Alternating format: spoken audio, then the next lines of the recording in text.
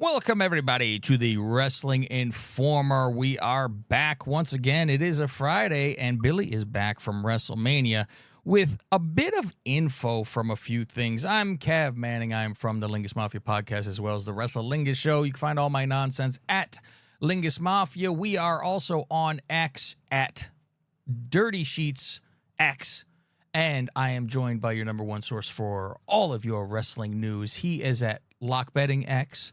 He is Billy Body. Hey, just getting my voice back. I'm trying to get through my other podcast as well. I didn't want to leave everything till Friday because I knew wrestling was going to be long today. So, but it just wasn't happening. It's like a mixture of not getting back on time and not getting the voice back, and yeah, it's just so. Just what, from everything's screaming at WrestleMania like a fool the whole time, or what? No, not the whole time. A match here and there. I can't even imagine. See, when we went together in New Orleans, you weren't screaming. Maybe that's because I was next to you and you didn't want to look like that. But I've never seen you been screaming for wrestling. I mean, I've gotten into a frenzy before in my life too. But you were actually jumping up and down, going fucking wild, getting into it, huh? Not really. Like if you shout in a match or two, your voice will go. And it's mainly shouting for things you have money on and stuff, or things that you have predicted or whatever. Although, I mean, saying that, I've been telling everyone Cody was going to win, and I still wanted Roman to win. So, I mean, there's a video where Cody wins, and I'm like, kick out, no. Like, so, but I mean, yeah. When you're with your kid, you get more into it because everyone's into it. But like, I mean, it depends if your section's into it. When we're going as media, with media tickets that we had when I went with you, it's a quiet section. Yeah. It is a quiet section. You're surrounded by friends, family members. They're not going to get into it. They know it's scripted. Nobody wants to look like that. Like you know, someone's mum, dad, or someone's girlfriend doesn't want to be shouting and screaming. And then you're in essentially the most quiet section in the arena with the best seats. Which is always something that I don't think is fair for other sports as well, like soccer and whatnot, where you see delegates, sponsors, things like that being handed the best seats, which is essentially what happens at WrestleMania. There's ringside seats, hard cam ringside seats, and hard cam 100 seats are always people that are involved with the company. They're always free.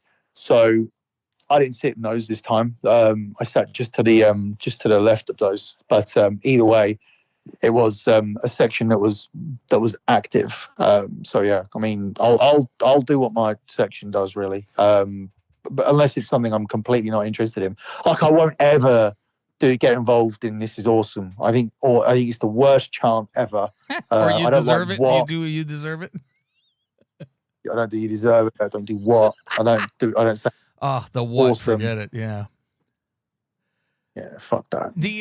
So what I want to tell people too is this show is going to be for the Patreon / Apple Pay show. We give you the beginning of the show for a little taste, and then if you want to subscribe to this, you can double click it on your Apple, or you can go to the Dirty Sheets on Patreon and be able to listen to these shows. We are going to be putting out a free show, which will be the WrestleMania review show. That will be out later today as well. That'll be easy for everybody to just listen to and go through. I wanted to send a special message out, Billy, if I may, first, before you get into some big CM Punk news that you have that people will want to hear. It's not big CM Punk news. It's not big CM Punk news. It's essentially insights. What I've heard. Insights of what I've heard about Punk, what I've seen from Punk, what I experienced, or what my friends and Austin experienced from Punk. So I didn't go near him really in the hotel. Well, I did at one point, which I'll talk about when we get to it. But yeah, I wouldn't say the big story. It's not a breaking story where, well, it might be. I'll tell you why. It might be something that in a year's time we say, I told you, like, but we'll see what happens. We'll see what happens. Do you want, it's up to you now. So do you want me to address my issue with SAP on this show before we start, or should I do the address at the start of the Mania review? No, if it's free, and you want this to hit the most people, then you can do it on either. But you can do it here. It's fine. I would prefer to keep Mania and gossip as gossip. So you can do it here, I guess. Yeah, I mean that's my. I don't care. I don't. First of all, I don't know what you're going to say, and second of all, I didn't tell you anything about what happened with Sap this weekend. I didn't call you. Austin did. Yeah, your son told me about that. And you know what? This doesn't even have anything to do with that. You could tell that story. This has to do with other shit. Well, I can't even tell that story because I was in such a zone of, when you just lose it and like you just fucking everything around you is just kind of, you're not aware of anything. Yeah, like OJ. I saw him and I went down and I was just like, please touch me. Please just touch me. Like, just fucking touch me a little bit. And he did. And then I swung my head back. And that's all I wanted, like, to say, you put your head next to mine, so I'm going to fucking headbutt you, you fucking cunt. So that's all my memory of it. Everything around that, I actually need Austin to fill it in for the order, because Austin was the one who heard him calling me. And he said to Austin, get your dad. Call your dad. So he could tell the story, which he did tell you the story, and then you could tell his story. I can only tell you that some fucking idiot told me to come down the stairs and called me down, and I went down the stairs, and he touched his head next to mine, so he got headbutted. That's all I can fucking tell you about it. And then Austin's story verifies it. Yeah, that was basically what it was. And then there was like kind of the pull apart, and people said, "Oh, it ain't worth it, Sap. It ain't worth it," and they pulled him away, kind of. But it was basically a headbutt in his face. Pull him away, and he had made no effort to break their very loose grip. I told you if anything happened, it'd be broken up in about 4 seconds. The onus is not on me at that point after throwing like the first strike to then carry on. Like, if he wants to then do whatever, he can do whatever. But I mean, in this country, he's getting punched in the fucking face. Like, if he's that close to me, but there's only so much I can do. Like, you touch my head, I can write it off as a reflex. So I thought he was going to headbutt me first or whatever, but nothing's happened.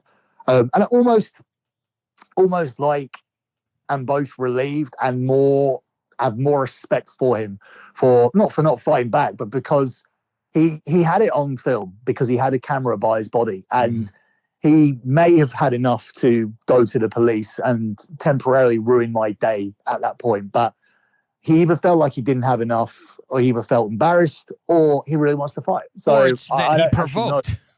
He approached you. Oh yeah, of course. Then that would be on his camera that he had by his body when he was calling me down the stairs and was holding his camera by his chest.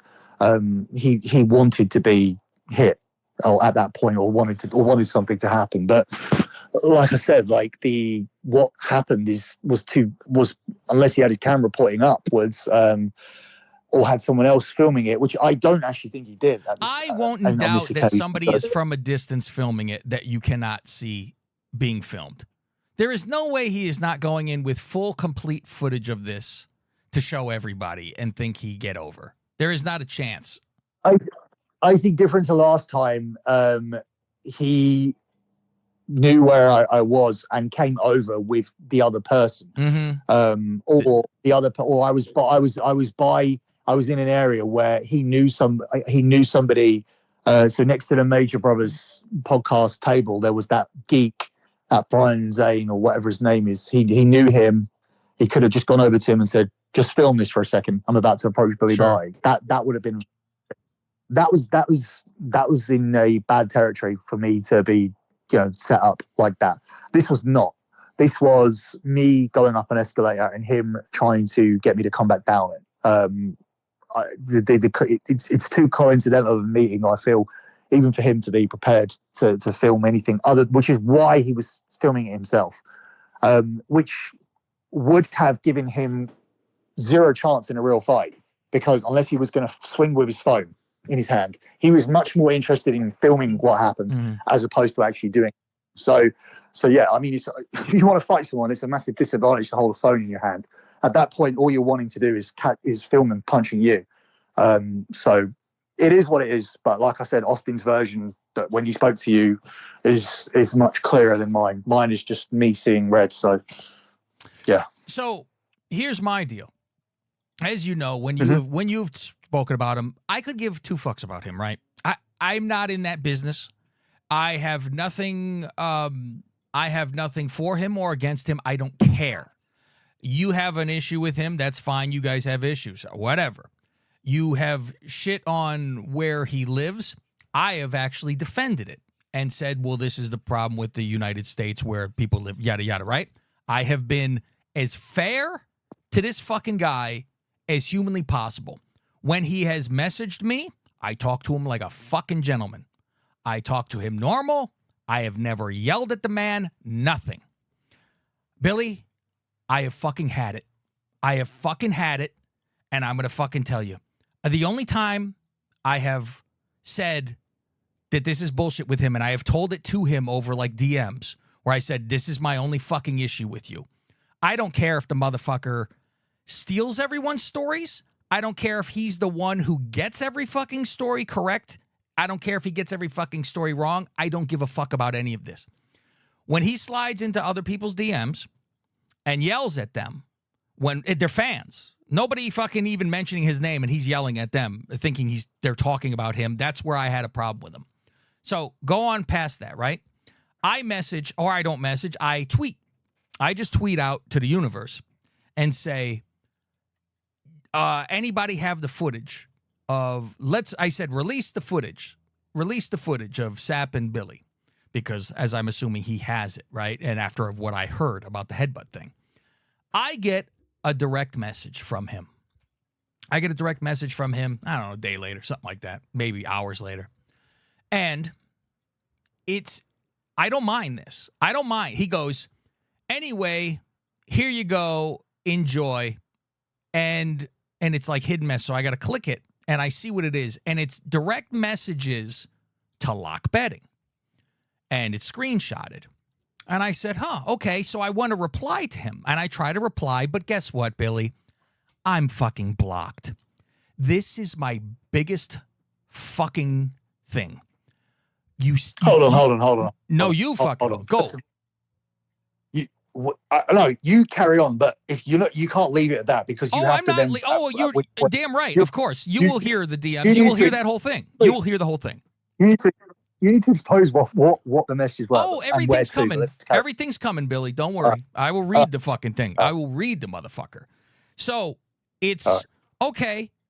He messages me this and says enjoy, and it's direct messages. Now, this is why I didn't say right away, Billy, because I want them to feel as if they are getting the message the same I did. And how would you react?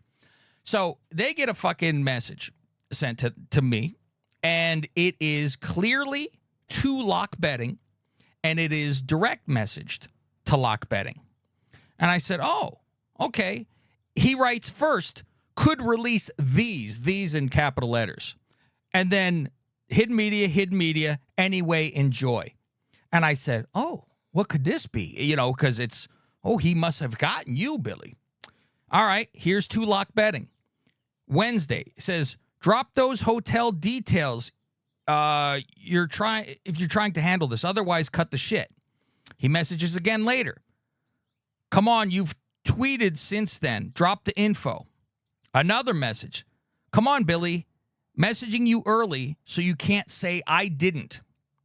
Another fucking message. Let's go. Another message. I'm here, capitals. Another message. I thought you wanted to fight.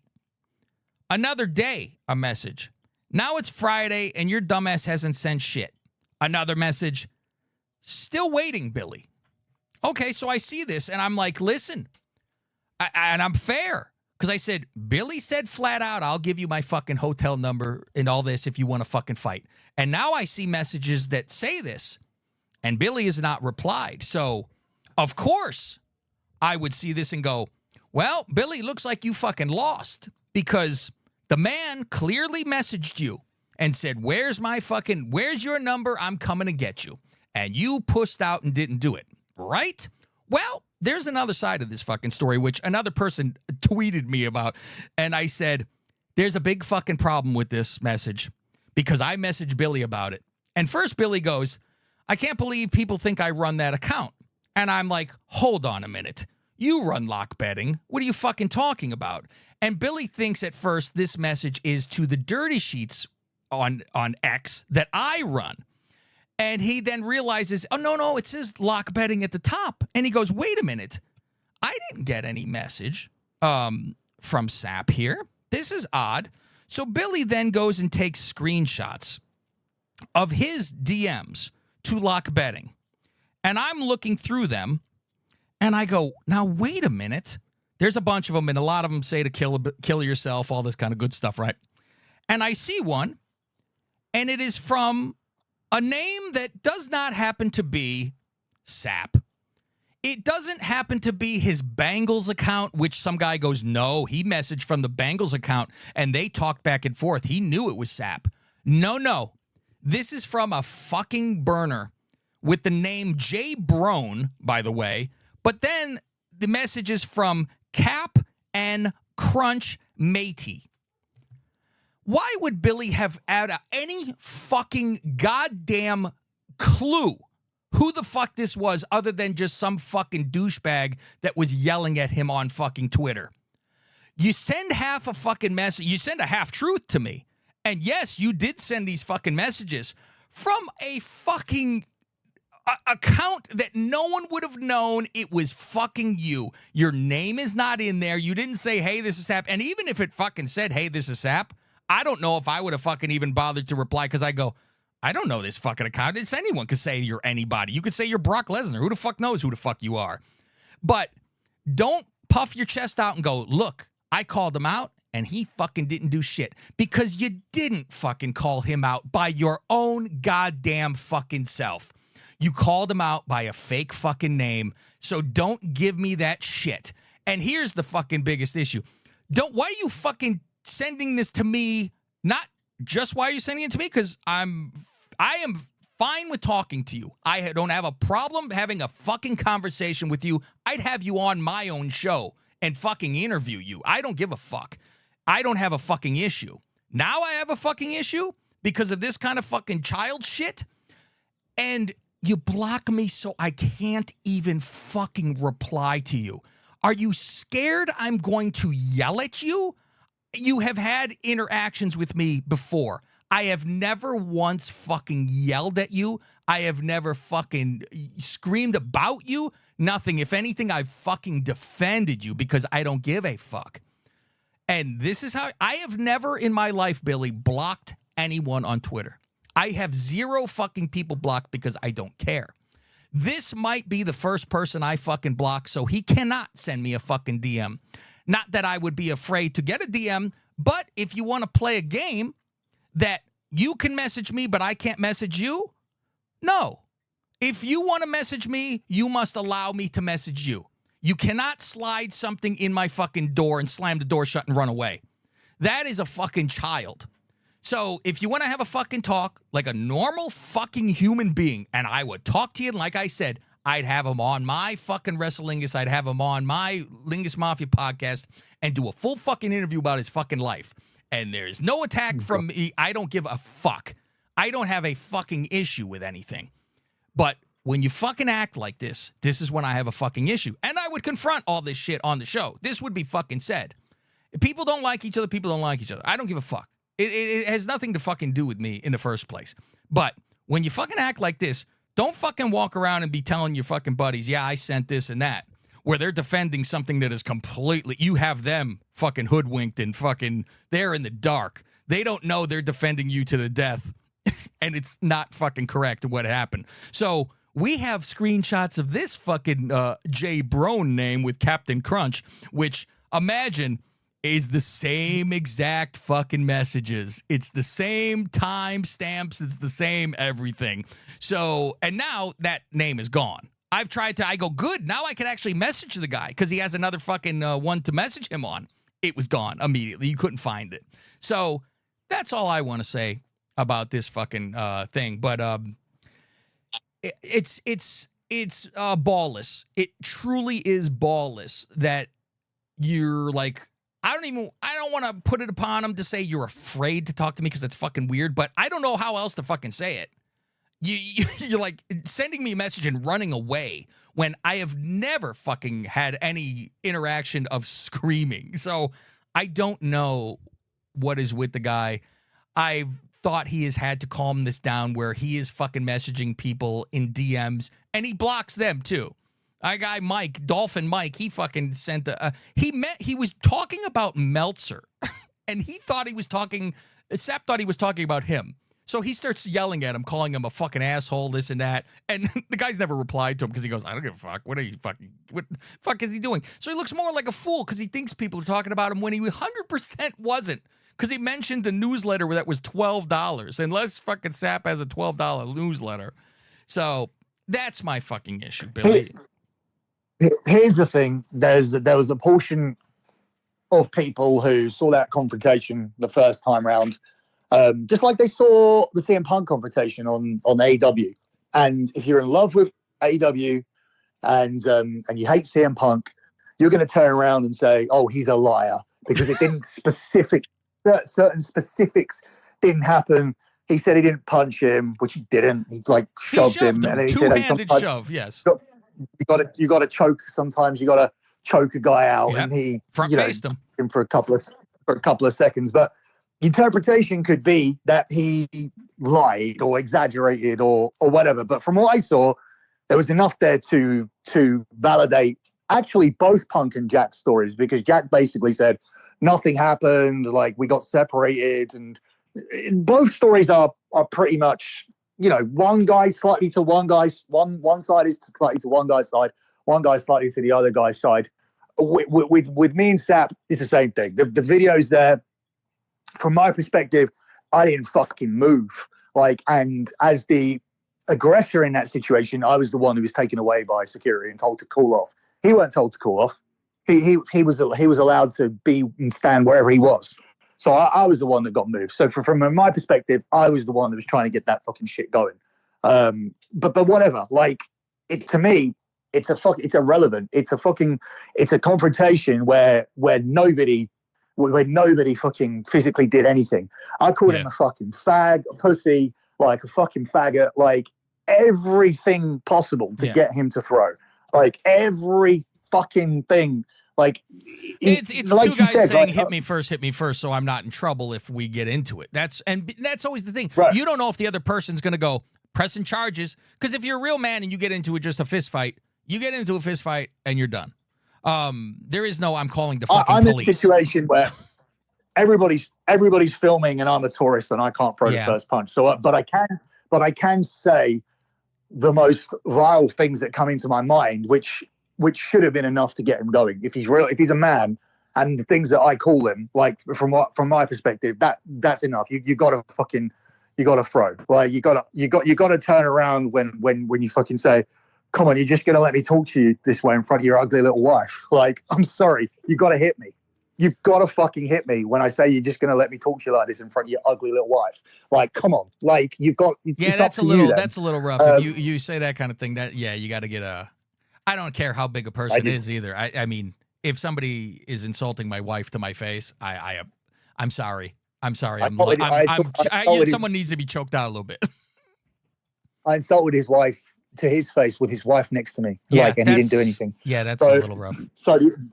But the interpretation of that was that from some was that, he won that confrontation. So whatever. The only reason I would even go that direction is, and I've told you this, and the only reason it is considered, I think, where people say you lost is because you said when you see him, you're going to knock him the fuck out. And like you said, you can't. You're in another fucking country. You're not just going to walk up to somebody. But I think that was the only detriment. But I've seen him. Okay, the comment's years old, and at that point, I'd seen him. We'd been in the same place at multiple venues, which would have included WrestleMania 34, 35, SummerSlam for both those years as well. And he did nothing but hide from me. But he decided to make his approach the year that I brought my son back. My son was brought back for SummerSlam 2022. Prior to that, obviously, he went to one WrestleMania, but he wasn't a regular. Like, I didn't bring him to WrestleMania 34 in New Orleans because it was New Orleans. It was like, look, you're like, he's going to come before the age of 10. He was coming to things that were appropriate for him to go to. Oh, hey, it's a summer holiday. Cool, I'll take you to New York. Oh, hey, it's your fucking, that's why he went to a SummerSlam. But hey, it's WrestleMania 34. It's New Orleans. There's nothing for you to really do there, but to do this wrestling show. I think like Dad's just going to go on his own for this one and drink with his buddies. Like, well, you guys, like, you were there. Like, I didn't want to meet you and say, oh yeah, hey Cav, like meet you for 10 minutes and be like, oh yeah, you would have been better bringing your son, because I would have been taking him back to the hotel to fucking, while you went out fucking drinking, because I was done early. I would have been a good babysitter for you. Either way, like, you were not the only one there. There was Ollie, there was Luke, there was loads of people like there. So, and it wasn't a great like Mania either, like on paper. So either way, I mean, I don't have to defend myself. Like, why I don't bring my son to every show? Fuck me. Like, he's been to more Manias than I have. Like, when I was his age, like, I didn't start till I was 21. My dad didn't take me anywhere, and he had more money than I have now. So yeah. I mean, that the situation is that I take my son to some wrestling shows, and now it's a lot more regular because he really wants to go. Whereas before it was like, he didn't know specifically what shows were on what days, and the big differences between going and not going when you're 6. He went to WrestleMania 33. I guarantee you he's probably forgotten it. Like, he knows some of the matches, but the specifics of SeaWorld and Disney and Universal Studios and meeting Hulk Hogan and what we did on what day, that does not land as much when 5 years later, when we go to Nashville and do SummerSlam, he remembers every single fucking day. 5 years in a child's development is massively different. But like I said, a bunch of people listening to this can't afford to even take their kids to a holiday 2 hours away. So why am I fucking standing here saying why I pick and choose what pay-per-views my son goes to? It's up to me. He's lucky he's been to any. It's not like he chips in. I'm paying for it all. So either way, like there was my point is, between saying that comment, which was said in 2017, there was a plethora of pay-per-view and events where something could have been done, but he hid from me for years. He hid from me for 5 years. I'll give him a pass for the pandemic, but he hid from me for 3 out of 5 years. So he decides to do it on that day. And at which point I should have walked away because I was with my kid. But you know what? I hate him to the point. I hate him that much that I said to myself that, you know what? I really want to fucking hit this guy. And if he gives me the pass, and if he actually does do something, I'm gonna fucking punch his face in. But unfortunately, like, that didn't happen. So, as I said, you can view that confrontation however you want to. So he had the upper hand in his circles. The people that hate me are going to look for any reason to criticize me. The people that prefer him are going to view that confrontation the way that they did. So that's fine. But then once you had that upper hand, you then try to double down and say, look, not only did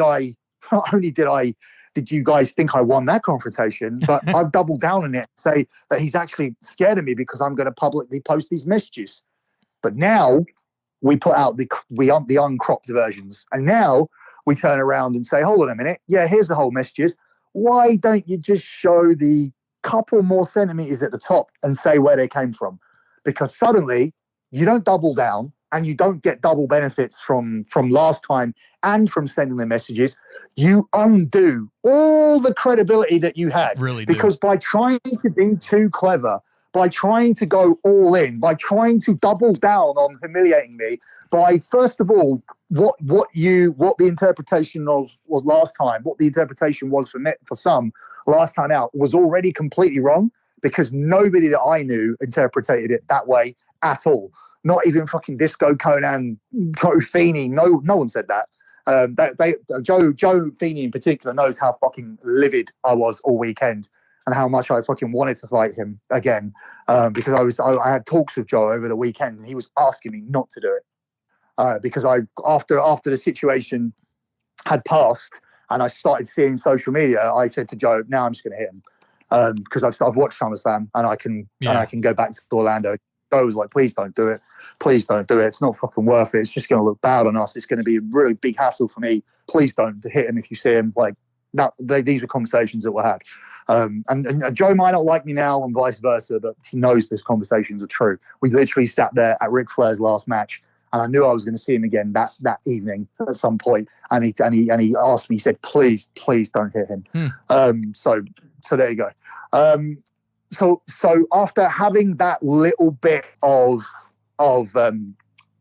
beneficial interpretation from the first occasion, you then try to double down on embarrassing me. But literally, as I said to you, it requires an extra centimeter of uncropping instead, and every bit of credibility that he had for even standing there is out the window, because it shows who really wants to fight, who really doesn't want to fight, who really wants it, who doesn't want it, who really just wants this to continue to be a verbal battle of screenshots and jabs and nothing confrontations where he can claim victories. That's all he wants. He doesn't want anything to happen. All he wants to do is carry favor with the marks, with the losers, the bums, the people that will support him.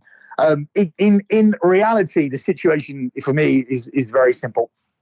I train 4 or 5 days a week. I've been in shape my entire life. Yeah, I went from having fucking skinny model build, which was not appropriate for me to continue to go out and do the things I was going to do in the real world. Once Big Brother passed and security guards and bouncers were not keeping an eye on you, but guys still wanted to fight you, being 6'1" and 145 pounds was not going to be a good situation for me.